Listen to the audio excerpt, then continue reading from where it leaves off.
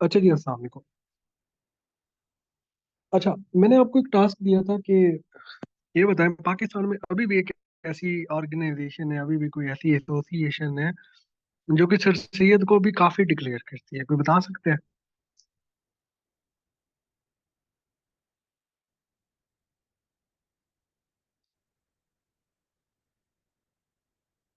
आजकल की एक रिलीजियस पॉलिटिकल पार्टी, चलो ये भी बता देता हूँ।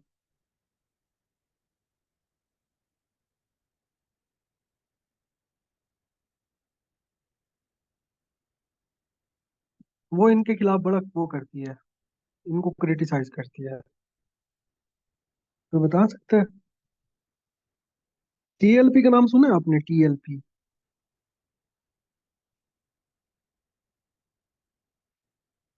जी, ये करती है। तो इसके बारे में थोड़ा आपने वीडियो देख लेंगे कि भाई है, तो आपको समझ आएगी ये क्यों ऐसा कहते हैं। अच्छा, आगे चलते हैं जी। 1857 में वॉर ऑफ इंडिपेंडेंस होती है जी। उसमें उस वक्त ये जज होते हैं बिजनौर के अंदर, यानी कि उस वक्त सर्व कर रहे होते हैं बिजनौर के अंदर, ब्रिटिश ईस्ट इंडिया कंपनी को सर्व कर रहे होते हैं, ये भी याद रखना आपने। और इन्होंने काफी अंग्रेजों की जान बचाई थी, बाद में इनको तमगे भी दिए गए थे। अच्छा, इनको लॉयल्टी के रिवार्ड दिए गए थे, लॉयल्टी के, ये ब्रिटिशर्स की तरफ लॉयल है, लेकिन इन्होंने ब्रिटिशर्स को क्रिटिसाइज भी किया। एक बुक बुक लिखी, असबाब बगावत Hind, the causes of Indian revolt, the causes of Indian revolt. आपको पता है ये, इसके अंदर इन्होंने बड़े खुल के एक किस्म का उनको क्रिटिसाइज किया था कि इसमें ब्रिटिशर्स का खुद का भी कसूर है, इंडियंस का कसूर नहीं है।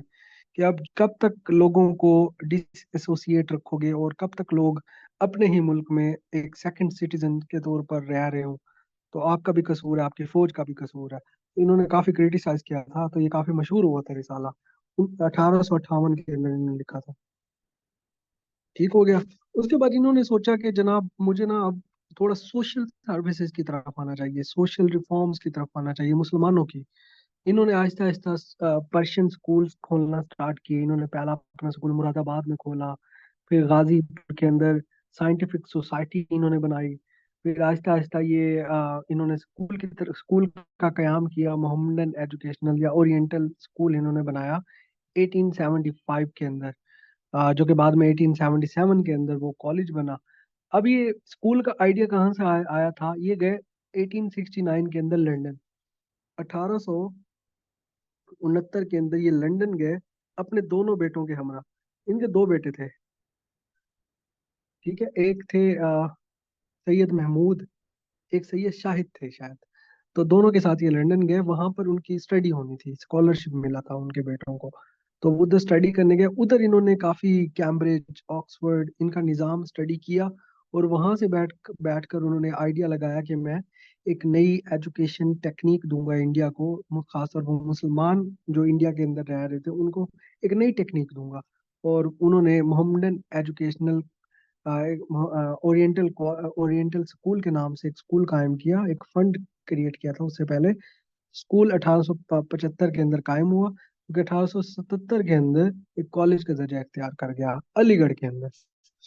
अच्छा, ये था इसकी एक थोड़ी सी हिस्ट्री। अब इसकी थोड़ी एक क्रोनोलॉजी देखते हैं कि कैसे इनको, इन्होंने कैसे सोशल सर्विसेज की। इनको वैसे मुस्लिम रिनासेंस का एक माना जाता है। रिनासेंस क्या होती है? आपने फ्रेंच रिनासेंस के बारे में सुना होगा।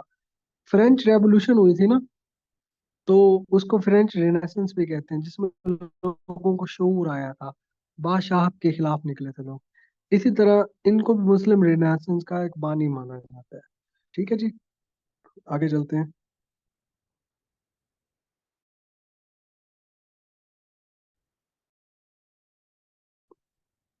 एक क्रोनोलॉजी ये है जी, इन्होंने एक स्कूल कायम किया गुलशन स्कूल के नाम से मुरादाबाद के अंदर 1859 के अंदर। अभी 1863 के अंदर विक्टोरिया 64 के अंदर इन्होंने साइंटिफिक सोसाइटी बनाई अलीगढ़ के अंदर। क्यों 1864 के अंदर शिफ्ट हुए हैं? ये अलीगढ़ में शिफ्ट निकाला, एक रिसाला निकाला, एक वीकली था, पता नहीं मंथली था शायद। उन्होंने एक गजट निकाला 1866 के अंदर। 1870 के अंदर इन्होंने एजुकेशनल प्रोग्रेस के लिए कमेटी बनाई मुसलमानों की। 1875 के अंदर इन्होंने ओरिएंटल स्कूल बनाया, Mohammedan Anglo oriental school, MAO school कहते हैं, जो कि 1877 में कॉलेज, 1920 में वो यूनिवर्सिटी बना। इस कॉलेज का इफ्तिताह किसने किया था? अक्सर ये एमसीक्यूज आता है। Who inaugurated the MAO college? बताएं जी। ये अक्सर एमसीक्यूज में आता है। हु inaugurated द, नहीं, वाइसरॉय थे इंडिया के। उनका नाम बताएं मुझे।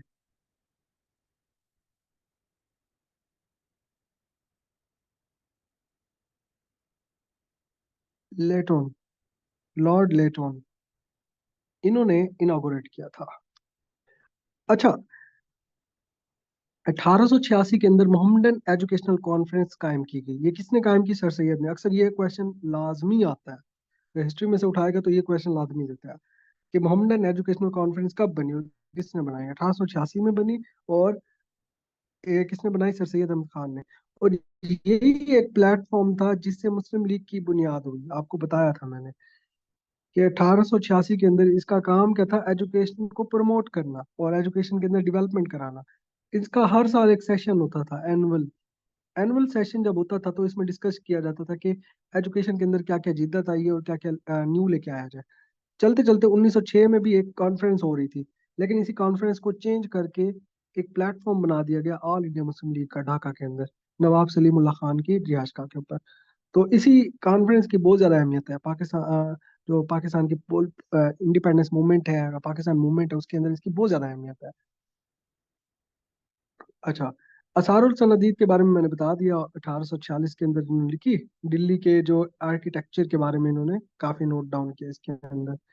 कोई बता सकते हैं कि तहजीबुल इखलाक एक रिसाला आता था उस जमाने में, वो कब लिखा गया और उसका मकसद क्या था लिखने का, तहजीबुल इखलाक का?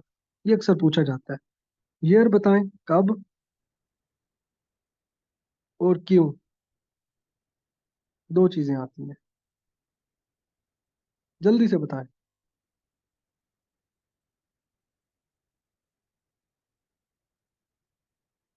दिसंबर 1870 के अंदर इसको पब्लिश किया गया। और इसमें बताया गया, ये गए थे लंदन, आपको याद होगा 1869 में मैंने बताया लंदन गए थे। वहां पर इन्होंने सीखा चीजों को कि वो कैसे रहते हैं, उनका तहजीब व तमद्दन कैसा है। वो बड़े इंप्रेस हुए। वो देखते थे कि मुसलमान या इंडियंस काफी पीछे हैं इनसे। तो उनको सिखाने के लिए इन्होंने इस्लामी वे के जरिए से वहां से इम्प्रेस होके एक रिसाला लिखा तहजीबुल इखलाक के नाम से। और उनको, मुसलमानों को एक तहजीब और तमद्दन सिखाने के लिए उन्होंने ये रिसाला लिखा। तो ये इन्फ्लुएंस हुए बेसिकली अंग्रेजों से। जी बिल्कुल।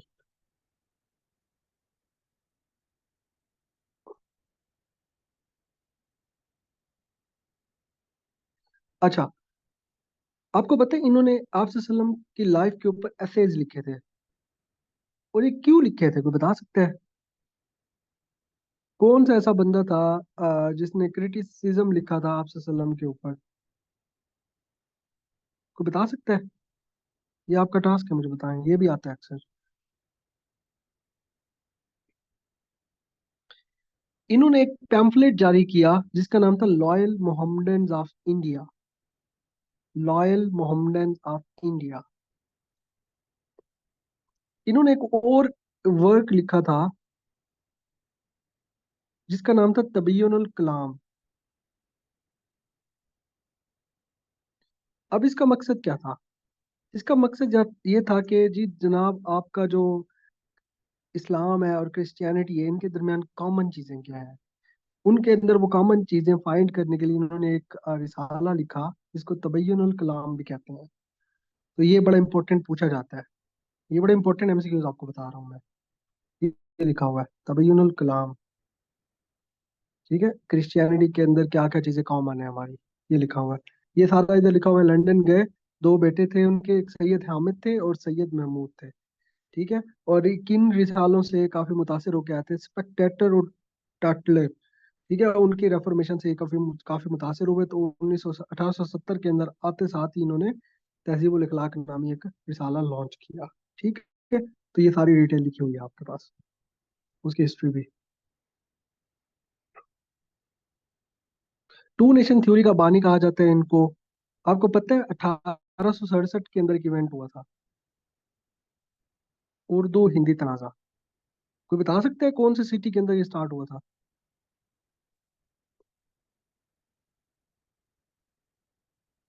कोई बता सकता है? जल्दी से बताएं, ढीले हो गए काफी। जी, बनारस के अंदर। उसके बाद इनके व्यूज चेंज हो गए थे। यूपी के अंदर बनारस एक सिटी है, उधर हुआ था, तो उसके बाद इनके एक किस्म के तासुरात चेंज हो गए, तो उन्होंने कहा था अब दो कौमें आबाद है, एक हिंदू एक मुस्लिम। ठीक है। अच्छा, एक और चीज भी आपको याद होनी चाहिए, इंपीरियल लेजिस्लेटिव काउंसिल के बारे में मैंने बताया था, आईएलसी। तो ये आईएलसी के मेंबर भी रहे दो दफा। ये 1876 में रिटायर हुए सर्विस से। 1878 में इन्होंने ज्वाइन किया, एक किस्म का एडिशनल मेंबर के तौर पर। एडिशनल मेंबर के तौर पर इन्होंने ज्वाइन किया आईएलसी को, जो पार्लियामेंट थी उस वक्त की, इंडिया की, 1878 से 1880। और कोई बता सकते हैं किसका दौर था उस वक्त? लॉर्ड लेटन, उनके दौर में इन्होंने ज्वाइन की थी। उसके बाद ये 1880 में दोबारा इन्होंने ज्वाइन किया, 1883 तक ये रहे। उस वक्त थे लॉर्ड रिपोन।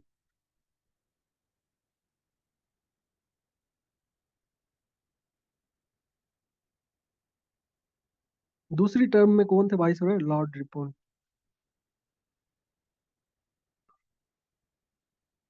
1878 के अंदर ये पहली दफा आईएलसी के मेंबर बने, 1880 तक। फिर 1880 से 1883 में सेकंड टर्म में बने। अच्छा, एक और चीज है, कोई बता सकते हैं ऐसा वाइसरॉय जो कि जिसको कत्ल किया गया हो? कोई ऐसा वाइसरॉय है जिसको कत्ल किया गया हो? और उस बंदे का नाम बताए जिसने कत्ल किया था। जी, लॉर्ड म्यू। Lord mu. आपको पता है म्यू हॉस्पिटल इसके नाम पे बना हुआ है लाहौर के अंदर। और इसको मारा किसने था? शेर अली अफरीदी के नाम से, अफगानी बंदा था एक, पठान। उसने इसको मारा था। और कहाँ पे मारा था? इंडैमन आइलैंड, इंडैमन एंड निकोबार आइलैंड है इंडिया का, आजकल भी इंडिया के कब्जे में है, इंडैमन आइलैंड। वहां पर ये विजिट करने गया हुआ था, जेल की, जहाँ पर कैदियों को रखा जाता था। तो ये चीजें आती हैं अक्सर एमसीक्यूज में। इनकी डेथ कब होती है? 1898 के अंदर। और आपको याद होना चाहिए, हाँ जी, अफगान मिलिटेंट, वो मिलिटेंट ही कहते थे, लेकिन हम फ्रीडम फाइटर कहते थे। अच्छा, 1898 के अंदर इनकी डेथ हुई। ठीक है। सर सैयद अहमद खान की। और ये पॉलिटिक्स से काफी मुसलमानों को दूर रखना चाहते थे। क्यों? वो चाहते थे अभी एजुकेशन की कमी है, अभी एजुकेशन देनी चाहिए मुसलमानों को, फिर जाके आपको पॉलिटिक्स में जाना चाहिए। और ये 1892 की रिफॉर्म्स आई थी, आपको पता है 1892 का एक्ट आया था, उसके खिलाफ गए थे, अगेंस्ट गए थे सर सैयद अहमद खान। क्यों? क्योंकि इसके अंदर डेमोक्रेसी का कंसेप्ट जब था, और इसके अंदर डेमोक्रेसी का कंसेप्ट ये होता है, आपको पता है मेजोरिटी अथॉरिटी होती है, और मुसलमान मेजोरिटी में नहीं थे। जब मुसलमान मेजोरिटी में नहीं थे तो रूल किसने करना था? हिंदुओं ने करना था। तो इसलिए कहते थे हमें कोई अलग से सिस्टम दो, हम डेमोक्रेसी को नहीं मानते जो तुमने इधर स्टैब्लिश करनी है। इधर तो बहुत बड़ी माइनॉरिटी भी रहती है, उसका क्या होगा? तो इन्होंने काफी उसको रिजिस्ट किया था। अच्छा, आगे चलते हैं जी। अली ब्रदर्स का आपने नाम सुना होगा। अली ब्रदर, दो बंदे थे, दो भाई थे, मौलाना मोहम्मद अली जौहर, मौलाना शौकत अली। बता सकते हैं इनकी वालदा का नाम क्या था? कोई बता सकता है इनकी मदर का नाम क्या था? अक्सर इस तरह के एमसीक्यूज पूछते हैं। इनकी वालदा का नाम बता सकता है कोई?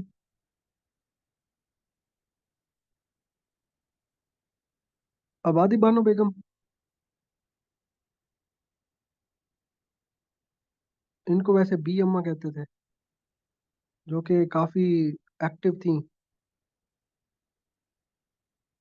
इंडिपेंडेंस मूवमेंट के अंदर। तो ये क्वेश्चन आता है आपका। अच्छा, इनके बारे में थोड़ा सा पढ़ते हैं। मौलाना मोहम्मद अली जौहर ने एक अखबार निकाला था अंग्रेजी का, वीकली, इंग्लिश न्यूज़पेपर निकाला था। कोई बता सकता है वो कौन सा था? जल्दी बताएं, आप बड़े एक्टिव नहीं लग रहे मुझे आज। इस तरह के क्वेश्चन आते हैं। इंग्लिश न्यूज़पेपर इन्होंने निकाला था एक। कोई बता सकता है वो कौन सा था? Comrade, comrades. 1911, कैलकाटा। एक उर्दू भी निकाला था इन्होंने, वो था हमदर्द। 1913, दिल्ली। दो अखबार निकाले, एक कॉमरेड के नाम से जो कलकत्ता में निकला 1911 में। आपको पता है कलकत्ता कैपिटल था पहले 1911 तक, फिर 1911 के अंदर कैपिटल शिफ्ट हो गया अब दिल्ली की तरफ। तो ये भी अपने प्रेस को शिफ्ट कर गया दिल्ली की तरफ। और 1913 के अंदर इन्होंने हमदर्द एक अखबार निकाला 1913 के अंदर। और ये पहले बंदे थे जिन्होंने बाहर की सर्विसेज ली, बाहर के अखबारों की। जो इंग्लैंड के न्यूज़पेपर थे, जो अमेरिका के न्यूज़पेपर थे, उनसे भी सर्विसेज इन्होंने हासिल की। ये पहले बंदे थे इंडिया के अंदर मॉडर्न न्यूज़पेपर पब्लिशर थे ये। तो दो किस्म के अखबार, कॉमरेड्स, एक हमदर्द। कॉमरेड्स 1911 में कलकत्ता के अंदर निकला, और 1911 में कलकत्ता से दारुल हुकूमत को शिफ्ट कर दिया गया दिल्ली की तरफ। और दिल्ली के अंदर ही इन्होंने सेकंड अपना अखबार जो कि उर्दू के अंदर था हमदर्द के नाम से, वो निकाला दिल्ली के अंदर से। ये बहुत इंपॉर्टेंट एमसीक्यूज पूछे जाते हैं आपके। जी, डॉन न्यूज़पेपर 1938 और 9 के अंदर आया था। जी, 1911 के अंदर दारुल हुकूमत शिफ्ट हुआ था कलकत्ता से दिल्ली की तरफ। ये उसकी वालदा का नाम लिखा हुआ है, ये आपने देख लेना है। ये काफी दफा जेल गए इन्होंने क्योंकि खिलाफत मूवमेंट स्टार्ट कर दी थी। कोई बता सकता है खिलाफत मूवमेंट क्या है? व्हाट इज खिलाफत मूवमेंट और कब चली? 1919 के अंदर खिलाफत मूवमेंट चली जी। और ये होता है क्या है खिलाफत मूवमेंट? आपको पता है ओटोमन अंपायर थी जिसको सल्तनत उस्मानिया कहते थे, और उसका जो एम्परर होता था वो हमारा क्या होता था, खलीफा भी होता था। तो 1914 के अंदर जो फर्स्ट वर्ल्ड वॉर हुई 1914 से 18 तक, उसमें जो टर्की था यानी कि जो ओटोमन्स थे, उन्होंने जर्मनियों का साथ दिया, जर्मन्स का साथ दिया, और जर्मनी हार गया। जब जर्मनी ने सरेंडर किया तो ओटोमन ने भी कर दिया सरेंडर।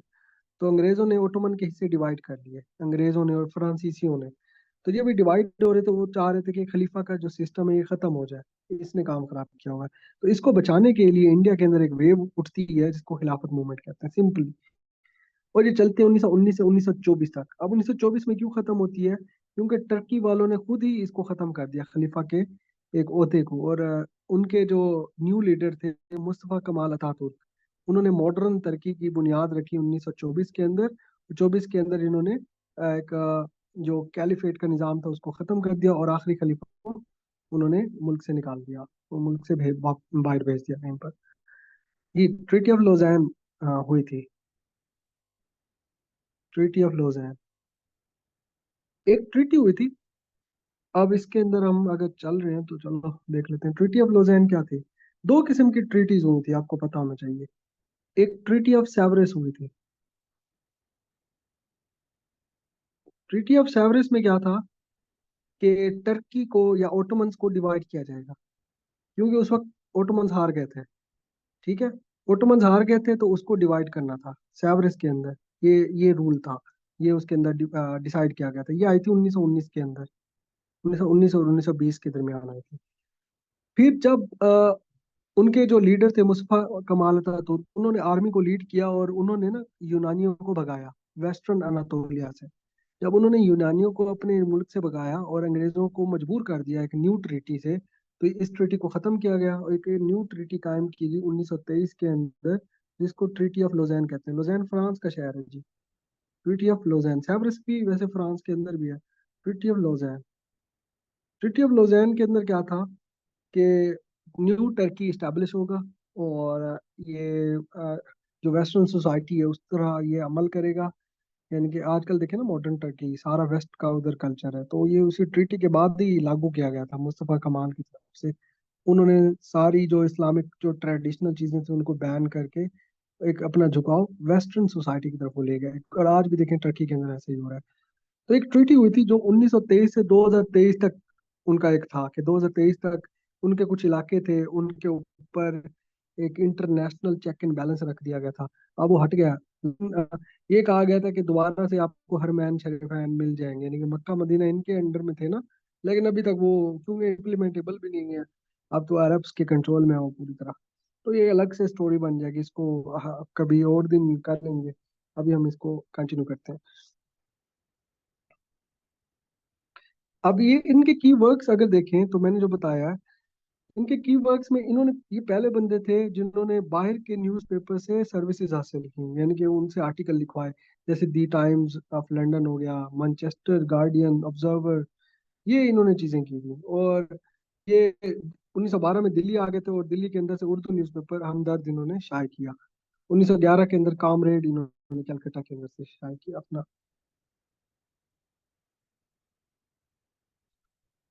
इन्होंने एक खिलाफत मूवमेंट चलाने के लिए खिलाफत कमेटी बनाई, खिलाफत कमेटी। ठीक है। और ये खिलाफत मूवमेंट 1919 से 1924 तक चली।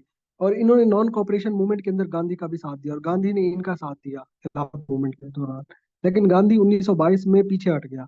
और क्यों हटा था? एक इंसिडेंस हुआ था चोरा चोरी का। चोरा चोरी का इंसिडेंस हुआ था। अब चोरा चोरी क्या है? इसके ये एक इलाके का नाम है, और इस इलाके के अंदर एक पुलिस स्टेशन था। उसको एक एंग्री मोब था एक, उन्होंने इसको जला दिया था पुलिस स्टेशन को, और तकरीबन कोई 20 से 22 पुलिस वाले मर गए थे झुलस कर। तो इसलिए गांधी ने कॉल ऑफ किया नॉन कॉपरेशन मूवमेंट, और एक सेटबैक मिला मूवमेंट को। ठीक है। और 1931 के अंदर इनकी डेथ हो जाती है लंदन के अंदर। ये गए हुए थे first first round table conference के लिए गए हुए थे लंदन, मुस्लिम लीग के बिहाफ। तो उधर इनकी डेथ हो जाती है। कोई बता सकते हैं दफन कहाँ पे है? ये अक्सर एमसीक्यू में पूछा जाता है। इनको कहाँ दफन किया गया?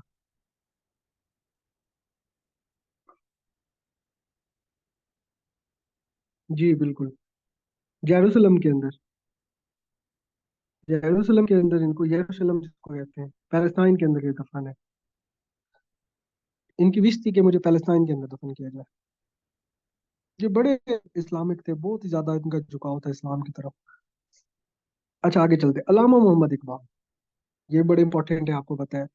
आपको पता है पोएट, एशियन पोएट किसे कहते हैं, पोएट ऑफ द ईस्ट किसे कहते हैं? तो वो अलामा मोहम्मद इकबाल को कहते हैं। 1877 में पैदा हुआ है सियालकोट के अंदर। अपनी MA BA government college Lahore से हासिल की, जीसीयू। इसके बाद ये अरेबिक पढ़ाने लगे ओरिएंटल कॉलेज लाहौर के अंदर 1903 तक। उसके बाद ये बाहर रवाना हुए लंदन, लंदन से फिर जर्मनी। जर्मनी में इन्होंने पीएचडी की, ये आपको पता होना चाहिए। अक्सर सवाल आता है पीएचडी इन्होंने किस यूनिवर्सिटी से की, कोई बता सकता है? किस यूनिवर्सिटी से इन्होंने पीएचडी की? म्यूनिख। म्यूनिख यूनिवर्सिटी से इन्होंने क्या किया? पीएचडी की डिग्री हासिल की। देखिए मेरी बात सुने, इंग्लैंड गए पहले, इंग्लैंड के अंदर इन्होंने बीए किया अपना।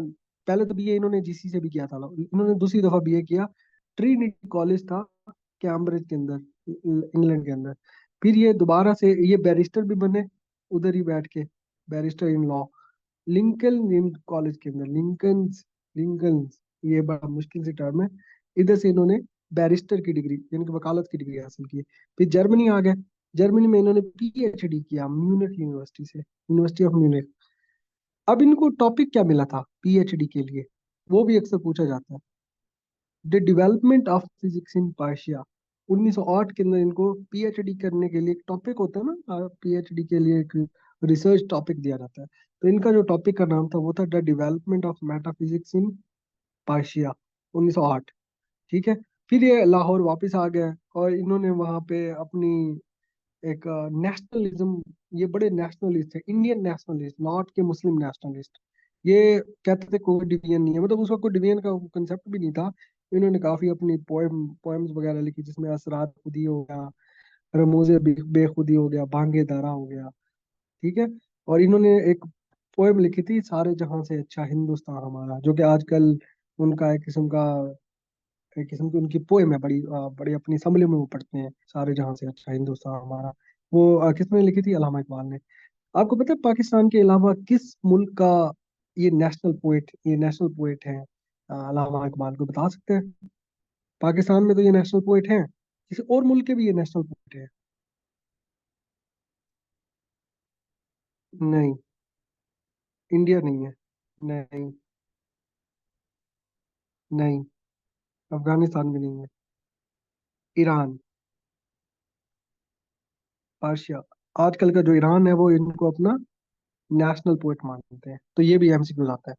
अच्छा, इन्होंने एक बुक पब्लिश की, एक लेक्चर के ऊपर इनकी सीरीज थी। बुक भी कह लो, रिसाला कह लो, कुछ भी कह लो, उनका उसका नाम था the reconstruction of religious thought in Islam. एक किस्म की आजकल की बुक है, बहुत ही कमाल की बुक है, बहुत ही कमाल की बुक है, ये मैंने पढ़ी है, बहुत ही मजे की बुक है।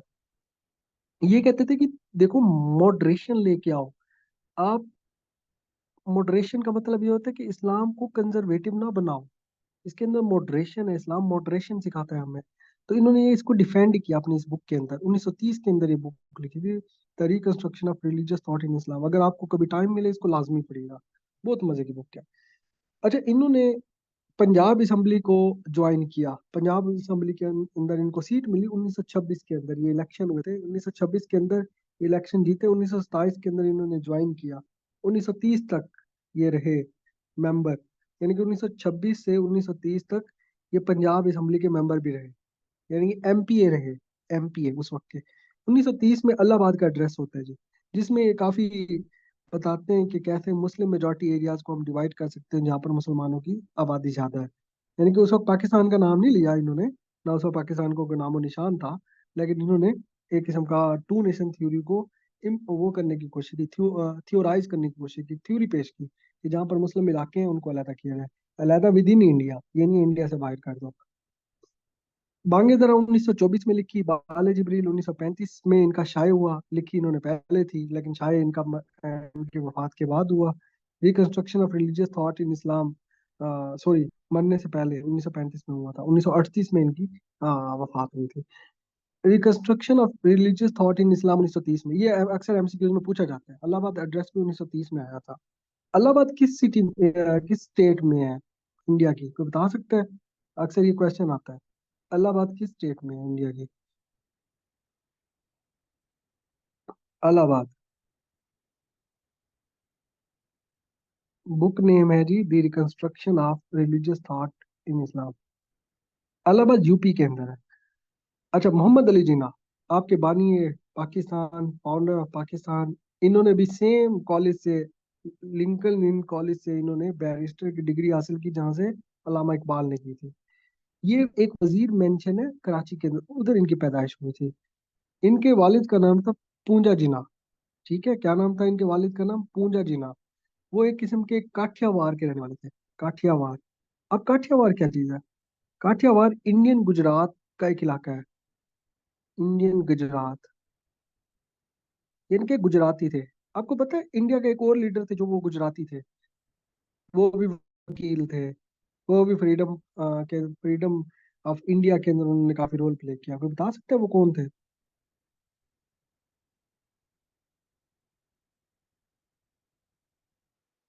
जी, गांधी। गांधी का पूरा नाम कोई बता सकता है? गांधी का कोई पूरा नाम? एम के गांधी था ना?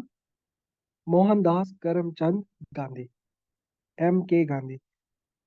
आपको पता है गांधी ने भी लंदन से ही डिग्री हासिल की अपनी, और ये साउथ अफ्रीका चले गए, वहां पर जो इंडियंस के राइट को डिफेंड करने के लिए। साउथ अफ्रीका में काफी उन्होंने, इनकी हिस्ट्री आपने पढ़नी है, बहुत मजे की है। ये रातों रात ही लीडर बन गए थे, इनको ऐसे बढ़ा चढ़ा के पेश किया गया था। जैसे ही इनकी एंट्री हुई ना इंडियन नेशनल कांग्रेस के अंदर, तो कायदे आजम का इंटरेस्ट खत्म हो गया था। आपको पता है 1906 के अंदर कायदे आजम ने ज्वाइन की थी इंडियन नेशनल कांग्रेस को, उस वक्त गांधी का कोई नामो निशान नहीं था। फिर 1913 के अंदर इन्होंने all India Muslim league join की। आपको पता है कांग्रेस को 1906 में ज्वाइन किया, और 1920 के अंदर रिजाइन कर दिया। कोई बता सकता है रिजाइन क्यों किया?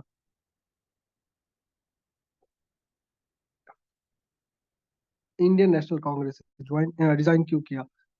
ये चला रहे थे नॉन कॉपरेशन मूवमेंट,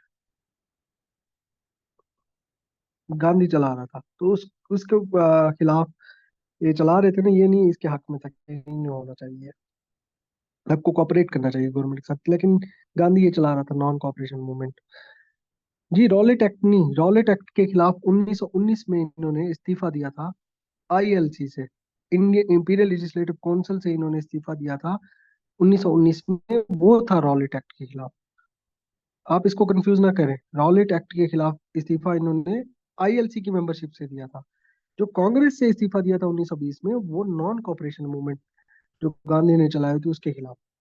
ठीक है। बाकी ऑल इंडिया मुस्लिम लीग इन्होंने 1913 में ज्वाइन की, और 1934 के अंदर शायद, 1934 के अंदर ये परमानेंट प्रेसिडेंट बने। 1934 के अंदर permanent president of all India Muslim league. अच्छा, आगे चलते हैं जी। अच्छा, इनको हिंदू मुस्लिम यूनिटी का एम्बेसडर कहा जाता है, आपको बता सकते हैं कौन, क्या किसने बोला था ये? हिंदू मुस्लिम यूनिटी एम्बेसडर किसने बोला था?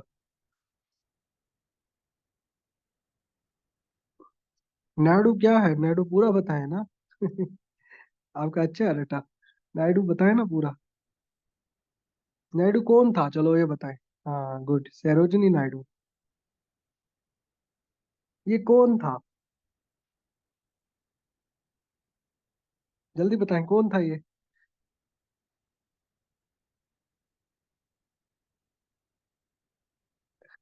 Yes, good, women. मैं ये देखना चाहता था, आपको पता भी है ये मर्द था या औरत थी? औरत थी जी, सरोजिनी नायडू। गुड। तो सरोजिनी नायडू एक किस्म की, आप समझ ले, इंडियन नेशनल कांग्रेस की लीडर थी। ठीक है। इन्होंने हिंदू मुस्लिम यूनिटी का एम्बेसडर कहा था कायदे आजम को, ये अक्सर एमसीक्यूज में पूछा जाता है, तो आपके इतने एमसीक्यूज यहाँ से कवर हो रहे हैं, ख्याल करना है आपने। हिंदू मुस्लिम यूनिटी का एम्बेसडर किसने बोला था? सरोजिनी नायडू ने। कायदे आजम का लकब किसने दिया था? कायदे आजम को, मोहम्मद अली जिन्ना को कायदे आजम किसने बोला था? ये बताएं आप, ये बड़ा मुश्किल है। कायदे आजम किसने बोला था? ये आपका टास्क है, सामने सर्च करना है, मुझे बताना है। आ गए जी। जी मजरुद्दीन। गुड उमेर, मजरुद्दीन है। अच्छा, आगे चलते हैं जी। ये सारी चीजें कर ली आपको, फिर इंडिपेंडेंस मूवमेंट तो आपको पता ही है। 1916 के अंदर लखनऊ पैक्ट आया था। 1919 के अंदर राउलेट एक्ट आया था। 1919 के अंदर मोन्टेक चैल्मस्फोर्ड रिफॉर्म्स भी आई थी। फिर खिलाफत मूवमेंट चली थी। फिर आपको पता होना चाहिए साइमन कमीशन आया 1927 के अंदर। 1928 में आपको पता होना चाहिए नेहरू रिपोर्ट आई थी। 1929 में कायदे आज़म के 14 नुकात आए थे। 1929 के अंदर ही दिल्ली मुस्लिम प्रपोजल आया था। इसके बाद 1930 से राउंड टेबल कॉन्फ्रेंसेज हुई थी 1932 तक। फिर 1935 के अंदर इंडिया एक्ट आया था, ऑल इंडिया एक्ट। फिर उसके बाद आगे चलते जाओ, 1937 के अंदर इलेक्शन हुए थे और कांग्रेस की मिनिस्ट्रीज बनी थी। 1940 के अंदर, आप 1939 के अंदर ये मिनिस्ट्रीज ने रिजाइन किया था और सेकंड वर्ल्ड वॉर स्टार्ट हो गई थी। 1940 में आपका लाहौर रेजोल्यूशन पास हुई थी। फिर उसके बाद आपका आया था एक किस्म का क्विट इंडिया मूवमेंट चली थी 1942 के अंदर। ठीक है। उसके बाद गांधी जी ना टॉक्स हुए थे 1944 के अंदर, और एक वेवल प्लान भी आया था। शिमला कॉन्फ्रेंस हुई थी। उसके बाद 1945 के इलेक्शंस हुए थे। फिर 1946 के अंदर बाउंड्री कमीशन बैठा था, और 1947 के अंदर 3 जून का मंसूबा आया था, और 1947 के अंदर ही आपकी आजादी हुई थी। ये आपने कवर कर लिया था। कोई बता सकते कायदे आज़म की exact date, date of death क्या है? एग्जैक्ट।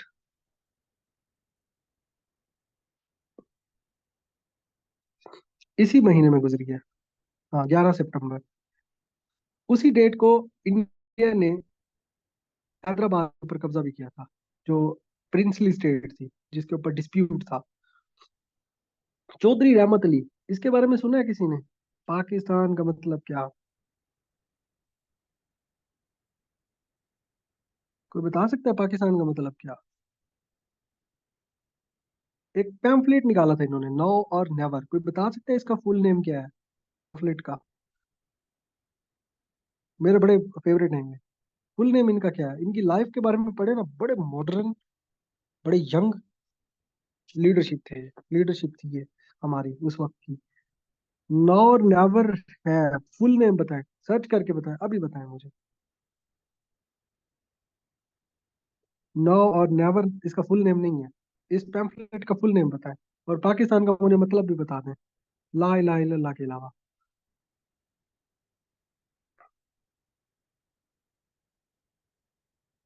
आपको पता है मुझसे इंटरव्यू में, मॉक इंटरव्यू में पूछा गया था वैसे, सीएसएस के। पाक जगह, मुझे एक पाक जगह बता दें पाकिस्तान के अंदर। जी। नाउ और नेवर दोबारा बताएं, साफ देखें कमेंट में। नाउ और नेवर आगे है, आर वी लिव।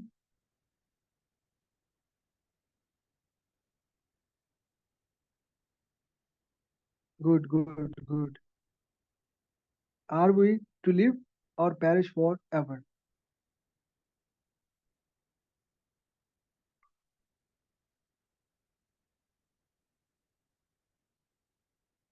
इसका मतलब पता है आपको? ये 1933 की आपकी अक्कासी कर रही है कि 1933 में एक बंदा कह रहा है कि नाउ और नेवर, अभी लो मुल्क। कौन सा मुल्क लो? पाकिस्तान। आपको पता होना चाहिए। तो उस वक्त पाकिस्तान के अंदर आई था, ये था, इस तरह का वर्ड था पाकिस्तान का। और ये उस वक्त की लीडरशिप कह रही है आपको, लंदन में बैठ के कह रही है, लंदन के अंदर ये रिसाला लिख रही है, now never are we to live or perish forever. कि अभी या तो हमें जिंदा रहना है या हम मर जाएंगे, हमेशा के लिए खत्म हो जाएंगे हम, अगर अभी ना हासिल किया तो मुल्क। लेकिन एक और बात बताऊं आपको मजे की, इस एजेंडे को या इस थ्योरी को ऑल इंडिया मुस्लिम लीग ने प्रॉपर तौर पर रिजेक्ट कर दिया था कि ये हमारा पॉइंट ऑफ व्यू नहीं है। काफी मायूस हुए थे चौधरी रहमत Ali. All India Muslim league ने रिजेक्ट किया था कि हमारा पॉइंट ऑफ व्यू नहीं है जनाब। आप हमें गलत ना समझे, अंग्रेजों को बोला, हम कोई पाकिस्तान नहीं चाहते। 1933 की बात कर रहा हूँ। और यही 7 साल बाद 1940 के अंदर लाहौर रेजोल्यूशन को कन्वर्ट किया गया पाकिस्तान रेजोल्यूशन के अंदर। फाइनली अभी पाकिस्तान ही कहला रहा है हमारा। तो ये याद होना चाहिए आपको। अब इसलिए रिजेक्ट किया क्योंकि उस वक्त इसका ऐसा कोई सीन ही नहीं था। आजादी लेने का कोई ख्वाब ही नहीं था उस वक्त। आजादी की तो जंग छिड़ी कांग्रेस मिनिस्ट्रीज के फौरन बाद, 1940 में लाहौर रेजोल्यूशन के फौरन बाद। जब जंग हुई, जंग सेकंड वर्ल्ड वॉर हुई, तब कंडीशन चेंज हो गई थी, अंग्रेज वीक हो चुके थे, तब जरूरत पड़ रही थी। तब जाके हमने इसका नाम अडॉप्ट इन्हीं से किया।